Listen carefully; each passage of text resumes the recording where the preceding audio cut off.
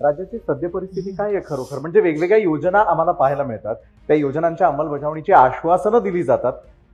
परवडणारं आहे हे आपल्याला?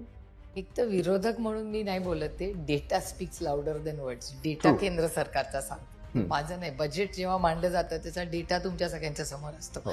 आणि भारत सरकारच्या डेटामध्ये फिस्कल मॅनेजमेंट ज्याला म्हणतात, ते फिस्कल मॅनेजमेंट कोणाच्या जीवावर केलं यावेळेस, तर ते केंद्र सरकारनी RBI करून, रिझर्व्ह बँक ऑफ इंडियाचे डिव्हिडंड असतात, त्या डिव्हिडंड मधले 2.5 लाख कोटी रुपये, 2.5 लाख कोटी रुपये, किती शून्य मला माहिती नाही त्याच्यात, तुम्ही करा हिशोब सगळे मिळून, पण 2.5 लाख कोटी रुपये डिव्हिडंडच्या कधी आपण घेतो? जेव्हा आपण अडचणीत असतो. नाही तर डिव्हिडंडचे पैसे आपण ठेवतो ना, की बाबा कधीतरी अडचण आली, कधी हॉस्पिटलला जायला लागलं, कधी घरात लग्न निघालं, त्याच्यासाठी आपण ठेवतो. ते पैसे आपण काढून जाईल, पण ते सगळे डिव्हिडंडचे पैसे दरवर्षी, आणि प्रत्येक सरकार काढतं, पण मनमोहन सिंग साहेबांच्या सरकारमध्ये कधी एवढे पैसे काढले नाही. आजचं फिस्कल मॅनेजमेंट म्हणजे पैसे जितके आलेत आणि खर्च होतात त्यातली मधली जी गॅप असते त्याला फिस्कल मॅनेजमेंट.